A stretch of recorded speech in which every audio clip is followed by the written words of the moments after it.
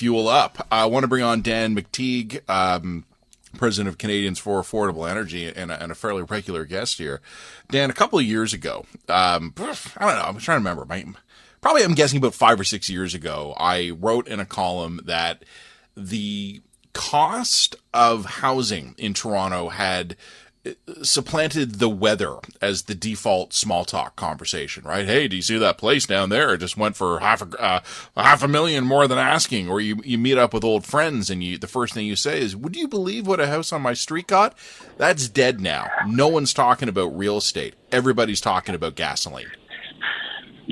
Well, they have to, only because about a year and a half ago, through your colleagues at National Post, I had plotted out a strategy. Actually, it was driving.ca. I'm not sure if the National Post were too interested in it at the time either. And that's not a takeaway, but many did not believe we could get to $2 a liter by the summer. And I sort of explained how this can happen. That's without Russia. That's without, the invasion. That's without anything more to do than Canadian government policy, directed at decarbonization, directed at raising the price of fuel deliberately. And, of course, as a consequence of an attack, a significant attack on our oil and gas sector, either through regulation, blocking pipelines and the like, we would eventually wind up in a situation where the intolerable becomes a reality for most Canadians and affordability starts to get tossed. It's one of the reasons, by the way, I quit my old job at Gas Buddy and took over this idea of talking about policy at Canadians for Affordable Energy. The idea behind it was, it's nice to bingo call gas prices, but I think people need to understand that the policies that we have elected to approach are really responsible for the price that we're seeing today. And you cannot use international excuses to make the argument that these prices are the function of something external to Canada. With the third largest provable reserves in the world, a nation blessed with an abundance of energy, this should not be happening to Canada, and Canada should not be allowing itself to be painted into a corner where it can't come to the rescue of nations, particularly those in Europe today, that could use a lot more Canadian oil and natural gas, but for the fact that we've taken this woke policy of saying no and demonizing our oil and gas sector and demonizing fossil fuels, demonizing hydrocarbons, we now find ourselves in a situation that's more than just talk. A lot of people having to say, how am I going to make ends meet? And that's a discussion that's happening at a micro level, whether our elites in Ottawa recognize it or not. By them, the opinion leaders that call the shots in this country recognize it or not. The pain is real, and it's going to be with us, and it's going to be lasting. You know what? It's funny. You are, Dan, a former MP, and I want to ask you about that. Member of Parliament for the Liberal Party back in the day, and I want to ask you something. When you're an MP, what are you more involved in? Are you in the Ottawa filter bubble, or are you in the constituency filter bubble here? I'm trying to figure out, you raised the question, are the people in Ottawa getting this? I'm going to guess probably not at the senior level yet. What about the rank and file MPs? What will they be hearing these days? Oh, they're hearing it, but they're not allowed to talk about it. This is a very different party than the one I was at, where there was freedom to speak out, to raise issues behind closed doors, which is probably where it's happening. But most recognize that this is a policy that they haven't just endorsed. It's been very much a part of their entire existence. Their raison d'etre, as we say, has been to find ways to attack and to destroy, an industry that has really been the vanguard of our prosperity, like it or not. And I live in the province of Ontario. I know what green energy has done to my cost of hydro. I know what it's done in terms of the lie that somehow it's going to displace all of these other work enterprises and that people get lots of jobs in green energy. Yeah, they'll get some building a few windmills here and there, and they might get a few ethanol plants built here and there, and they might get a few in building, solar panels. But as we've seen, there is no advantage. And so as a caucus member, or as a member of the party that is, running the country, and that would be both the Liberal and the NDP, because make no mistake, they have joined forces.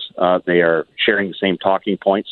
They will attack anybody who comes up against them on the issue of energy and affordability. And I'm more than willing to handle that. I've done it many times. But I think the thing is, for all, your level of representation in this country is not conditioned to be able to respond nimbly to the concerns of ordinary Canadians. And ordinary Canadians are frozen out. And if they're not frozen out, then they're being bamboozled by a barrage of information that says Canada bad, Canada oil bad, Canada natural gas bad, but the rest of the world gets a pass, including the Indias, the Chinas, and apparently the Russias, Saudi Arabias, and Venezuelas, who are now being asked to, if it's not just by our government, but now by the Biden administration, if they can produce more oil, because we're too lazy and stunned to be able to produce it for ourselves. I think, yeah, it's funny listening to all this here, right? Because Canada, I've written this before, Dan, we've talked about this before as well. You would be hard pressed to think of a country that has more God-given natural advantages than Canada. I mean, literally natural in terms of our resources, our geographic proximity. We can grow all the food we need to sustain ourselves. We could have all the energy we need to power ourselves. We have all the water we would need to drink and also to sustain the agriculture. On top of all of this, we would have so much left over. We could be a huge contributor to feeding the world and powering the world. And we're really not. And, look, I'm not knocking our farmers here. God knows Canada's a great exporter, and obviously we still manage some Canadian exports as well. But if you look at what our natural bounty is, and you would imagine how rich we should be, and then you look at how rich we actually are, something has gone very badly wrong, and that's the politics of it all.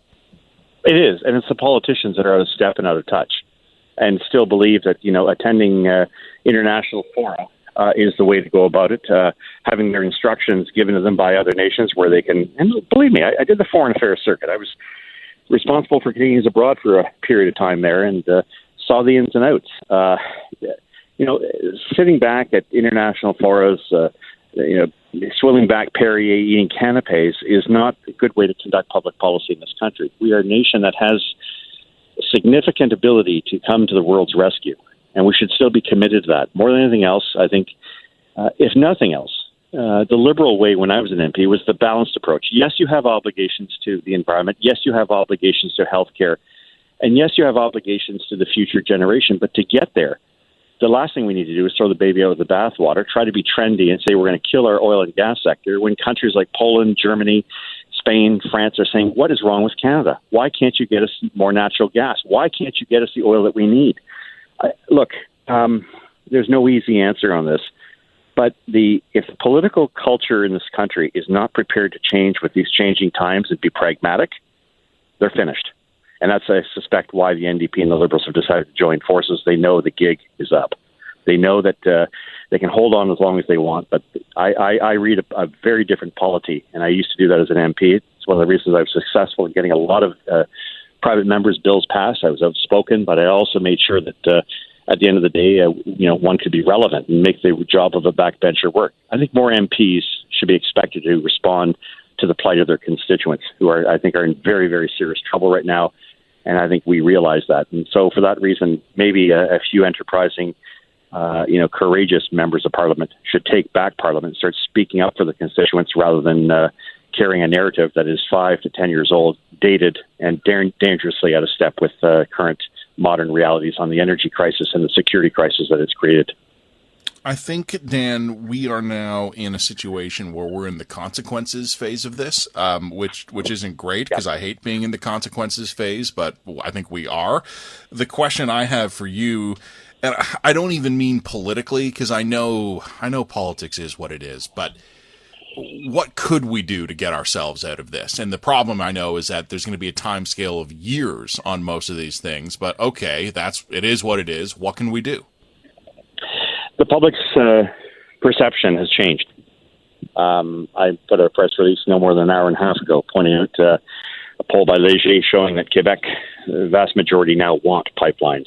Vast majority want the use of and the building out of their hydrocarbons industry.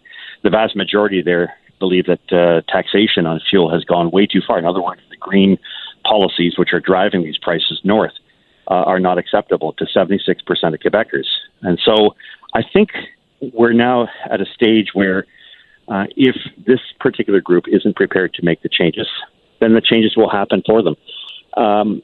I guess that one of the things, if I were Prime Minister of this country, I'd have a summit meeting of all the premiers and say we have to get our oil and gas market, no matter what.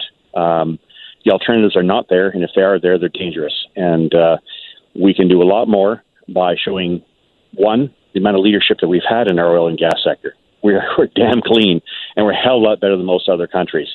And we do bend over backwards, as proven by the fact that we've listened to every Tom, Dick, and Harry blocking pipelines in this country. Why am I so emphatic about this? Because the killing of pipelines in Canada has also meant the divestment from Canada.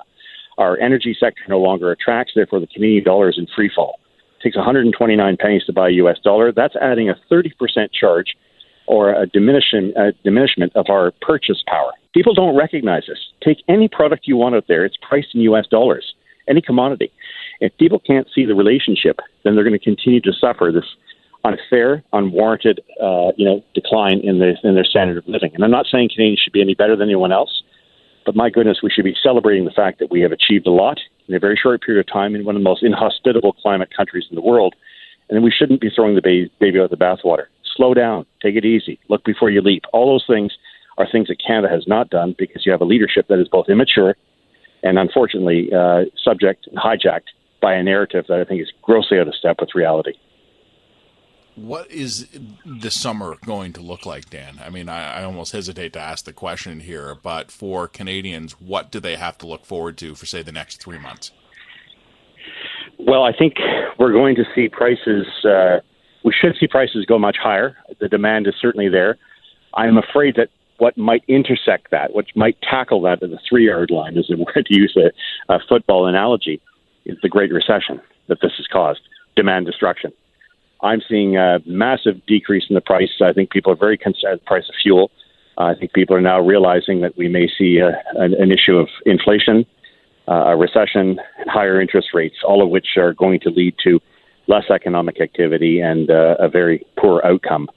Much of this, though, driven by energy scarcity, something that we've created. The moves to divest from fossil fuels has now led us to an intolerable situation where most of us can't afford to make ends meet. So I think the summer is going to look more expensive, but at the end of the summer, if not now, the signs are very clear, we're going to walk straight into a global recession, and it is a green global recession. Make no mistake.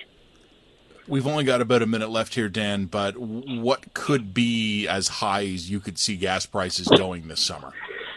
$2.25 a liter, I think, could be an average price in Canada. We're at $2.08, $2.10 right now. I think we're good for another $15 if the oil goes to $140 a barrel. And, of course, we see the usual activity in the Gulf Coast. And no, it's not climate change. It's been going on for millions of years. We get hurricanes in the Gulf Coast. Unfortunately, there's a lot of refineries there, and that may knock them out temporarily. 1 out of every 3 years sees that kind of activity. 2 out of 3 years sees a temporary hit. So that alone could see a 10-cent increase right across the board for most of Canada, for most of North America. If there is no other alternative, if Biden going around saying to Saudi Arabia, I don't care about your human rights record, I may have snubbed you, but I need to get more oil from you. If Saudi Arabia doesn't do anything, then one would think that swing producers, United Arab Emirates and Saudi Arabia, could hold the balance. And I think at the end of the day, I think we're looking at much higher prices for longer. And more importantly, Canada's caught in a no-win situation due with its politics. Dan McTeague, I don't want to, it feels weird to thank you for all that, but I'm grateful for your time. Thanks, Dan. Appreciate this as always. No holds barred here. No holds barred here, Matt. Thank you. Yeah, no, thanks, man. I appreciate it. Dan McTeague pleasure. here, President for Canadians for Affordable Energy, folks.